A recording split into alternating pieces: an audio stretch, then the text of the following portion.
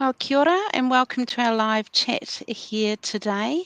My name is Anna, ko Anna Wilson toko ingoa, and I am a plunket nurse. I'm a Whānau tamariki ora nurse. I'm a lactation consultant here at Plunket Line, and looking forward to having a good kōrero conversation and chat today. Take it away, Hamish. Thanks very much, Anna. Yeah, kia ora koutou. Ko Hamish Armstrong, tōku ingoa. Hi, everyone. Thanks so much for joining us today. My name is Hamish. I'm with the Natural Hazards Commission. I'm the Public Education Manager. So thanks very much for taking some time to join us and talk about earthquake safety primarily, given this is Shakeout Week. Yeah, it's a perfect time for that. And today on the agenda, we're going to be discussing quite a few things. What is exactly the National Shakeout, you may or may not have heard of, and why it's so important to secure your homes in the event of natural disasters or in case of natural disasters. And also, how can we secure our homes in regards to our children and our pepe and make them safe, including children's bedrooms and other common hazards, and also considerations if you're renting, because that can be more challenging. And also, how do we drop, cover and hold when we have a pepe or a small child?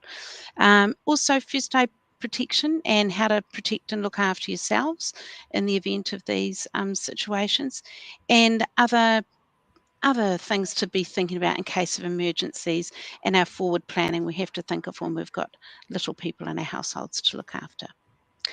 So just to start off with, I guess, Hamish, the first thing I think is, for those who don't know, what is the National Shakeout, for those who don't know about it? Yeah, thanks. So National Shakeout is our national earthquake drill and tsunami hikoi. So it's been running for quite a number of years now. It happens about this time every year these days. And the idea really is to primarily practice your drop, cover and hold action, which is the protective action you need to take to keep yourself and loved ones safe during earthquake shaking. And the second important part of this, and this is for people who live in tsunami evacuation zones, is to practice your tsunami evacuation hikoi or evacuation route. So, yeah, if you're working in a tsunami evacuation zone, it's really important you kind of know these fast ways to get to higher ground or further inland out of this kind of danger zone that might be impacted by a tsunami. And you can find out your zones at the Get Ready website. That's getready.govt.nz, along with lots of other great information. So find out if you're in your zone, and if you are, just know those kind of routes inland. And then this time of year, Shakeout is a great time to practice those along with drop, cover, hold as well. That's really good information, and good that we have a national day around those preparations. And why is it so important then, I guess, to have our homes secure and prepare our homes? Yeah, I think, it's really important that even when we haven't had significant disasters and, in very recent memory, obviously we have had them not that long ago with significant events like the Kaikoura earthquake in 2016, and obviously the Canterbury earthquakes in 2010 and 2011. Even more recently, we've had pretty decent rumbles here in Wellington and felt on the top of the South Island and things like that. So we know that earthquakes are a part of life here in Aotearoa, New Zealand. We get around about 150 earthquakes every year that are strong enough to be felt, but many thousands that are smaller and just get picked up by kind of instrumentation and things like that. And we know that there will be, bigger events in the future that cause damage and injuries to people. So it's really important that we bear that in mind and just prepare ourselves so that we are as ready as possible. And drop, cover, hold is a really good example of one action that we need to be prepared to take. And it's kind of like a muscle memory type thing. If you practice that drop, cover, hold action, know where you might find safe areas in different parts of your home. So by safe areas, I mean under a sturdy piece of furniture, not doorways. So if you're like me, you kind of grew up with the idea that going to doorways might be the safe kind of spot. That's not true. It's no safer than any other parts of the house in general, particularly for newer homes. So drop, cover, hold means dropping down to your hands and knees, covering yourself ideally with an item of sturdy furniture, but we don't want you moving too far. So the idea is that you kind of protect your head and neck by covering over like that. And Obviously, if you've got your baby with you, the idea is that you would hold them close to your chest while making sure that they can still breathe okay, and protecting your both of you with that action as well. If you're under a piece of furniture, the idea is that you hold onto it so that it doesn't tip over. And yeah, that's the recommended action to keep yourself safe in the first instance. I guess before that is kind of where a lot of our messaging at the Natural Hazards Commission comes in. And this is really about making your home safer and stronger. So we really want to make sure that your environment, where you are in your home, is as safe as possible. And luckily, there's a lot of different actions we can take that will certainly help prevent both damage to your home and injuries to those who live there. And probably good. And if we can just quickly talk about kind of baby sleeping space first of all, that's kind of definitely. About how can we make that safe for our little one? I know a lot of parents out there will be thinking, well, that's great when it was just me. How do I now make that secure when I've got baby to think about, and baby might be asleep in the cot or the crib or somewhere in another room even at that time of it shaking? Well, yes, with any luck, your baby is spending a decent amount of time sleeping, and so that kind of space where they are, given the amount of time that many babies do spend sleeping, is more likely to be where they are present when there's a damaging earthquake than any other place. So it's really important that we have that area around them as safe as possible. And the first things we want to think about are those falling hazards.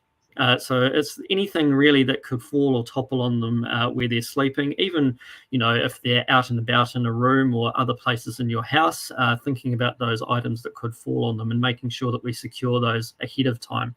Because as we know, we don't get much warning with earthquakes, if any. And so that moment that event happens, your time to prepare is over.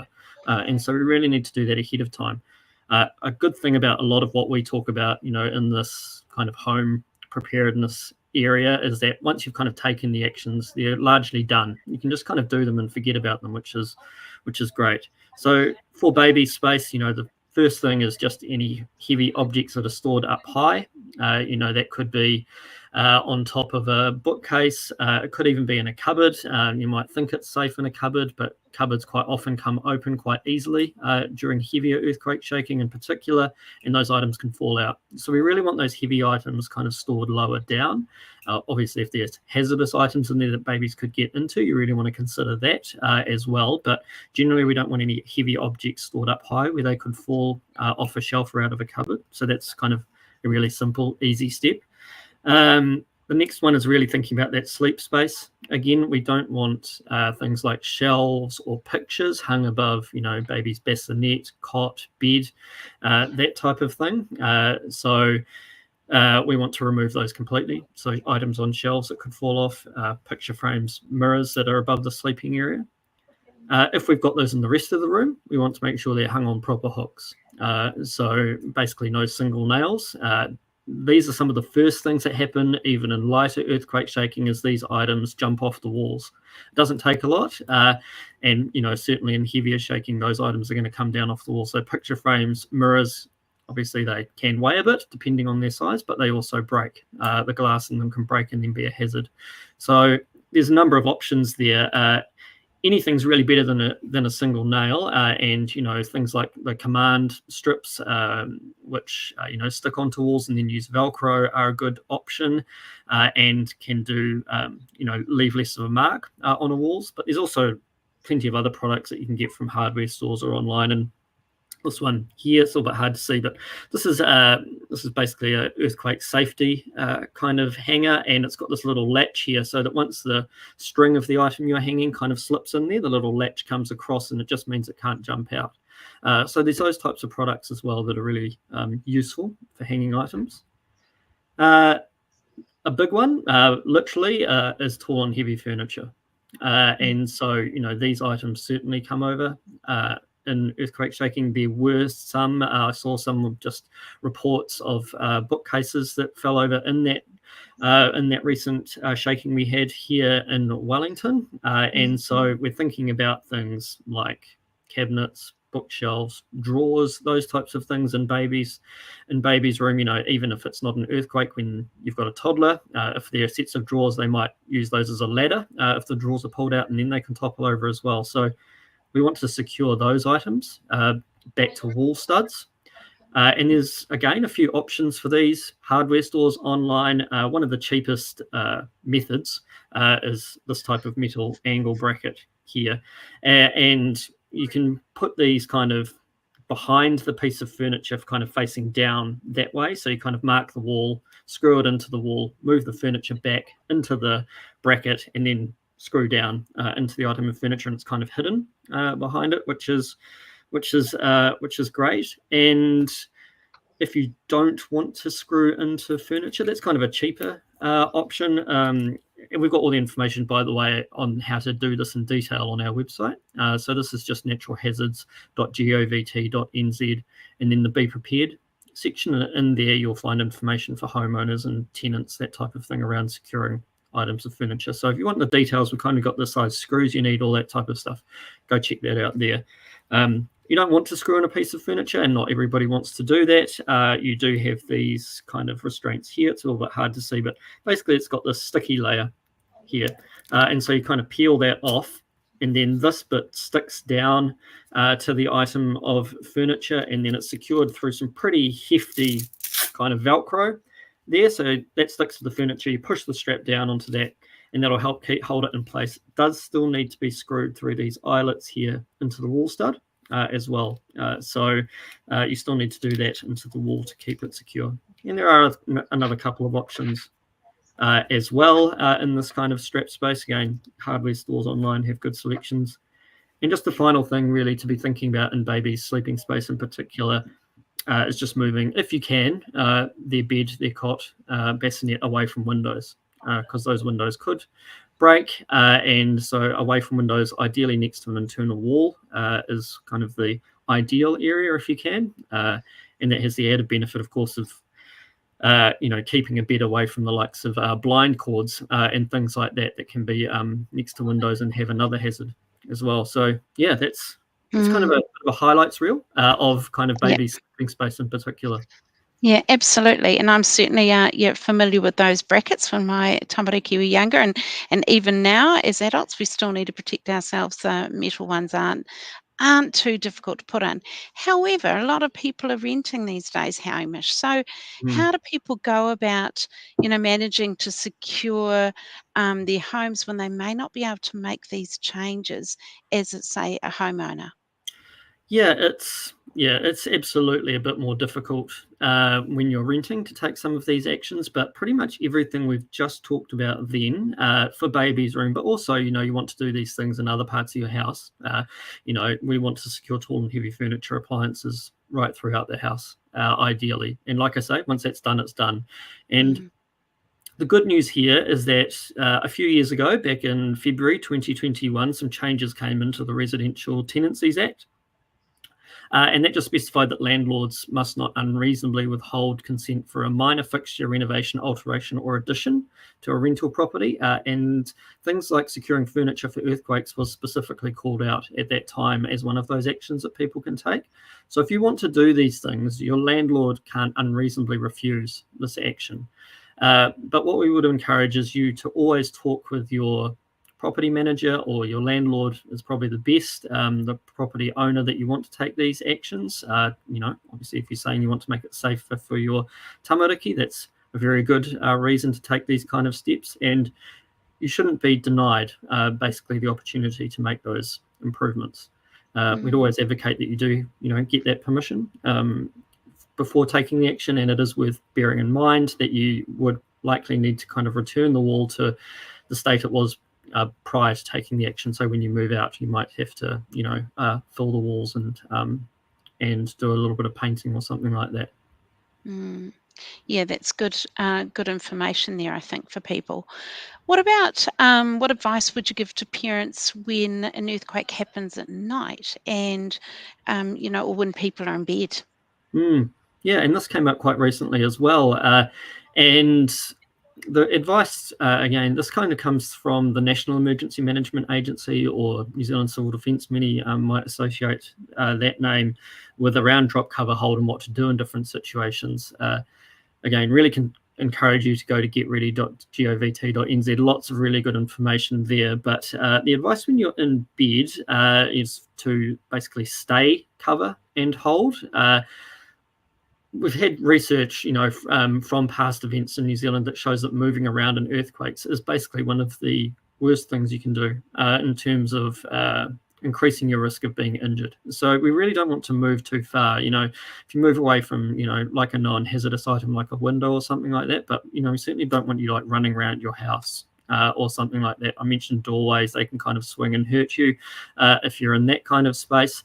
But in bed, the idea is that you stay, cover, and hold in that space. And that means that you basically stay in bed, you cover yourself with blankets, and you cover your head and neck with a pillow. So that's the official advice that they say in that kind of space. And as with baby's room, we certainly encourage those same things for, where adults are sleeping. Like, don't have picture frames hung over your bed. Don't have a big tall item of furniture that might fall on you while you're sleeping and things like that as well. So making that environment safe as well, all of that still stands for us as adults as well. And I think you mentioned about before about if we've got a pepe, how do we drop, cover and hold, and being in a bit of secure furniture. Is there any other information around when we have our pepe and that shaking does happen at night, or if the baby is in their sleeping space, what we should do, or other considerations? Yeah, I mean, I certainly acknowledge, that human nature is going to kick in. And if you've got a big kind of earthquake shaking, your natural instinct is going to be to kind of run to your baby. That's, that is human nature. But bearing in mind that many people are injured while they are moving around. So really, the same message still stands around being as confident as you can be that your baby's space is safe for them in the likes of an earthquake. That's kind of really the kind of key step. And then, but if you are with your baby, those kind of actions still stand around, holding them close to you. Drop, cover, and hold still is the action. So yes, protect them with your own body, keep them safe, and yes, hopefully you are within proximity of a decent table or a desk or something like that in your home that you can kind of get under and protect you again from any falling items. As those things that we're really concerned about in terms of causing injury. And what about how can whānau prepare for what happens after a natural disaster, such as an earthquake? Yeah, one of the really important things in this space, and another shout out for the Get Ready website in terms of they've got some really good make a plan resources there. So it's thinking about what the impacts might be before you're in the midst of them. And so they've got some really good kind of templates there. You can download them, make a plan for your whānau that just gets you thinking about the possible impacts that might come from an event. Going kind of back to one of the things we talked about right at the beginning, and which is a part of Shakeout, is this long or strong get gone message. So this is for people who are in, primarily coastal areas, perhaps areas next to rivers as well, where tsunamis are more likely to come in and cause an impact. And that is that long or strong get gone message. So in the event of a tsunami, the earthquake might be your only natural warning. You might not get any kind of alert that you need to evacuate. A tsunami could arrive if it's a local source tsunami, so it could arrive in minutes. And so if you feel an earthquake that is long, so that lasts longer than a minute, or strong, so that's an earthquake that makes it difficult to stand, then you should evacuate to as far inland as you can get, or to higher ground as well. So it's really important that you're prepared for that, especially when you have a baby, and that means having an emergency kind of grab and go bag with everything you need in it. You don't, if we feel those kind of quite significant earthquakes and you're in a coastal area, we just want to be getting out of there as quickly as possible. And that means having all of that stuff ready to go in an easy thing that you can grab.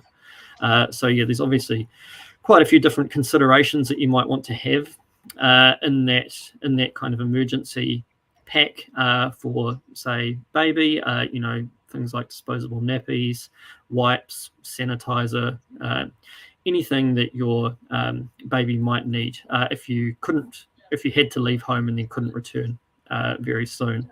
So yeah, it's really important to get those emergency bags ready. If it's been a really big, a really decent kind of earthquake and there's kind of damage and injuries, always the kind of main message is look after yourself and your loved ones, first. There's a chance that there could be small fires and things like that. So it could be a really, difficult environment, particularly if you have a baby that you're trying to take care of. But we just want to, understand things like how to, turn off our gas and water mains if we suspect there are leaks and things like that after a disaster. It really is all about this. Think about the impacts and have that forward planning, know how to do these things ahead of time before you have to do them in the stress of a disaster, basically. Yeah, that's really good information. I guess remembering the shakeout day can be a good time, or even daylight saving time is a time to, if you've already got earthquake or emergency prepared kit, to go and restock, take out and replenish if you've got baby food or infant formula or things like that, or things like that can be a good time to be refreshing it, because I know some of these things don't last forever that we put in our kits, do they? Yeah, that's right.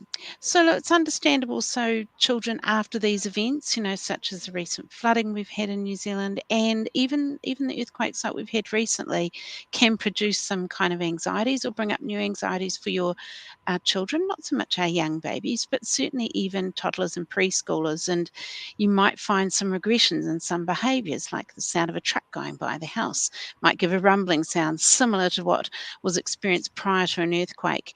And, even some of us as adults feel this way. So this is the time that we have to kind of be strong, and also understanding that these things can be, stressful for our little ones. And yes, they're stressful for us too. But in that way, look, we're still here to support you, obviously, here at Plunket Line. If you have any concerns going forward and thinking, look, my little one has shown signs of some stress or regression, or you're not sure, then that's something you can do also in these events, is contact us here on Plunket Line. Just so 0800 933 922, by the way, if you're not familiar with our number, and we're 24/7 service. One of the questions we have is, where should we keep a grab bag? Like, where's the best place to have a grab and go bag, or should we put a few in a few different places?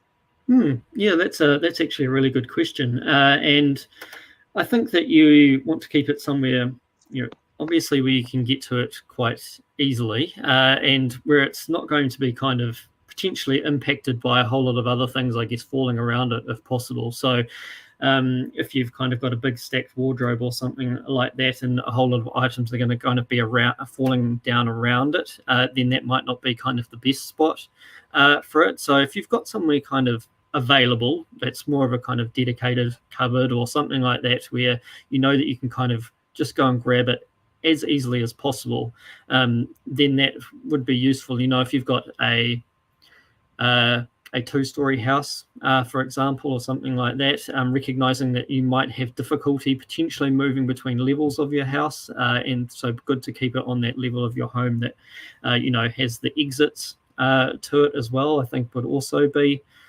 important. But yeah, that's a good question. Mm.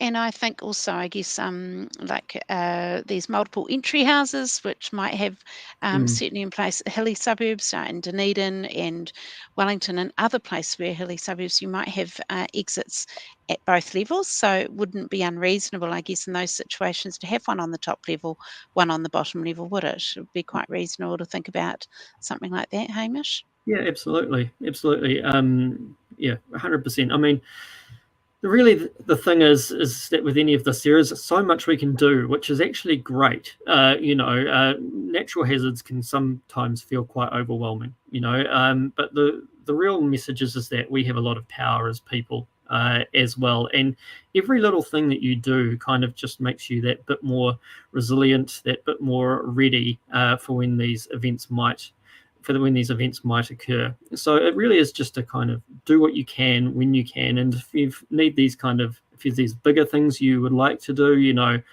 again, a little plug for the Be Prepared section of our website. There's lots on there that you can do around your house to not only prevent injuries, but prevent that kind of level of damage as well. So I really encourage you to kind of check out the resources that are there.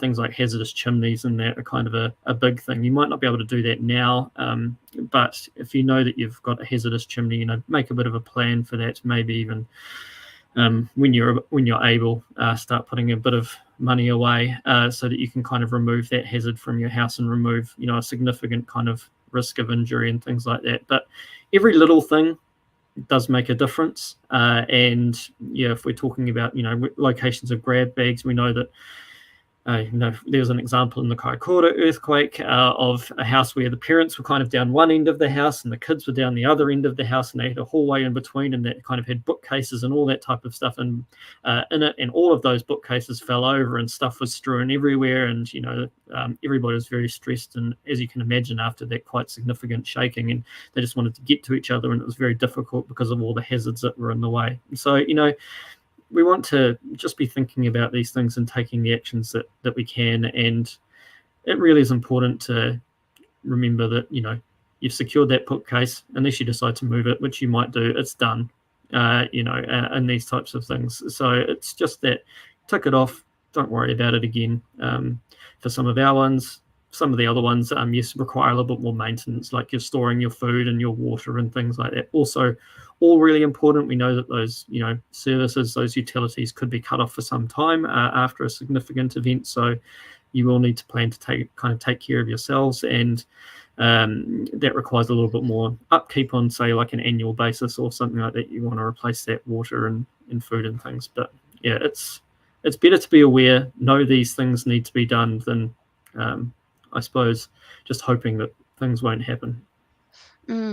I think you're right, Hamish, and thank you so much for that information. I was just thinking one other thing when we're talking about our bookcases. A lot of us think about bookcases that hire us as adults, and just remember that a pepe are not our size. So even a bookcase that is only less than a metre high actually can still remain a hazard for our little pepe, especially in the nature of a earthquake if it topples over. So sometimes getting down on our hands and knees can be a reminder of our little ones' heights, and look around our living spaces and look around your bedrooms about things that could be hazardous if they were to be shaken and fallen over. Could this actually harm my child?